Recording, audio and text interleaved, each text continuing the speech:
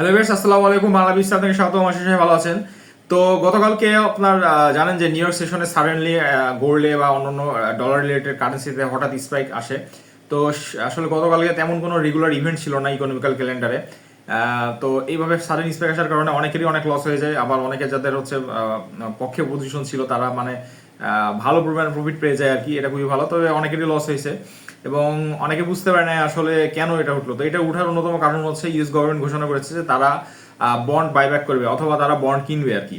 তো বন্ড কিনলে কেন এটা উঠলো, এখানে এটা আসলে এক্সপ্লেন করার বিষয়। আমি চেষ্টা করবো এটা নিয়ে একটা ভিডিও বানানোর এই উইকেন্ডে।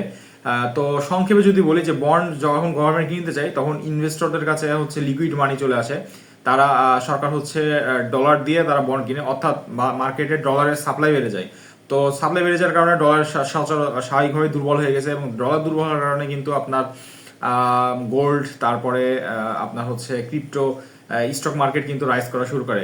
আর আরেকটা বিষয় এখানে আছে যে আপনার যখন এখানে মার্কেটে লিকুইড মানি আসে তখন কিন্তু ইনভেস্টররা হচ্ছে আপনার রিস্কি অ্যাসেটে ইনভেস্টমেন্ট বাড়ায় আর কি। সে কারণে কিন্তু ক্রিপ্টো কারেন্সি দেখতেছেন গতকালকে থেকে এখন পর্যন্ত নিয়ম সম্ভবত 72,000 আমি দেখলাম কিছুক্ষণ পূর্বে আর কি। এবং গোল্ডও প্রায় 1700 পিপসের মতো কিন্তু উঠেছিল আর কি।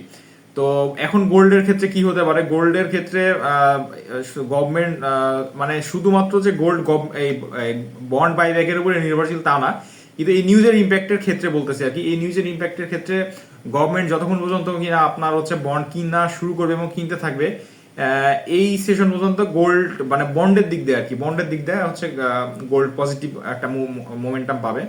এবং গোল্ডের যে অন্যান্য বিষয়গুলো আছে সেটা তো আছেই, সেটার দিকে আমাদের লক্ষ্য রাখতে হবে, যেমন রেট হাইক হচ্ছে কিনা, সিপিআই রিপোর্ট কেমন আসতেছে, তারপরে আমেরিকান মাইক্রো ইকোনমিক্যাল যে ডাটাগুলো আছে সেগুলো কেমন আসতেছে। কিন্তু আমি শুধু বন্ডের ক্ষেত্রে বললাম যে কারণে গতকালকে মার্কেট উঠছিল।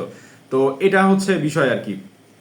আর আপনার হচ্ছে ক্রিপ্টোকারেন্সি সহ অন্যান্য ডলার রিলেটেড যে পেয়ারগুলো আছে সেটা যেহেতু হিউজ পরিমাণে উঠছে, হয়তো কিছুটা কারেকশন আসতে পারে, তারপরে হয়তো বা আপ ট্রেন্ডটা কন্টিনিউ করতে পারে, সেটা ক্রিপ্টোকারেন্সির ক্ষেত্রে হতে পারে, বা আপনার ডলার রিলেটেড অন্য যে মেজর কারেন্সিগুলো আছে সেগুলোর ক্ষেত্রে হতে পারে। তবে গোল্ডের ক্ষেত্রে বলবো যে আমরা যদিও কিনা আপনার বর্তমানে তো মার্কেট আছে 4480 লেভেলে, তো 4470 80 60 এই লেভেলগুলো বাই করার জন্য উপযোগী এখনকার মার্কেট মোমেন্টাম অনুযায়ী। এখান থেকে আমরা বাই নিতে পারি এবং টার্গেট করতে পারি 4550 বা 4570 বা 4600 বলা যাচ্ছে না, আগে 4500তে মার্কেট এসে সাস্টেন হোক, তারপর হয়তো সেই টার্গেট করা যেতে পারে।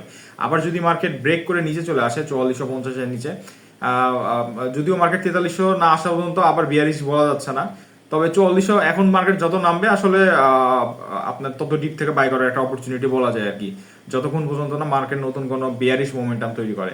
তো ভিউয়ার্স, এটাই ছিল মূলত গতকালকে মার্কেট আপে যাওয়ার কারণ। গভর্নমেন্ট বন্ড বাইব্যাক করার ঘোষণা দেওয়ার কারণে মূলত এই রিয়াকশনটা হয় মার্কেটে। তো আমরা অবশ্যই নিজেদের ট্রেডিংটা বা সবকিছুকে সবসময় সাবধানতার সহিত করবো, কখন কখন কি হয়ে যায় মার্কেটে নিউজ আসে। আসলে হঠাৎ করে আমাদের যেহেতু ব্যালেন্স কম থাকে বা আমাদের পুঁজি কম, এটা আসলে নিমিষের মধ্যেই বড় ধরনের ক্ষতিগ্রস্ত হয়ে যেতে পারে মার্কেটে এরকম আকস্মিক ঝড়ে। তো আমরা সবাই সচেতনভাবে ট্রেড করবো। সবাই সুস্থ মনে এখানে শেষ করছি। আসসালামু আলাইকুম রহমতুল্লাহ।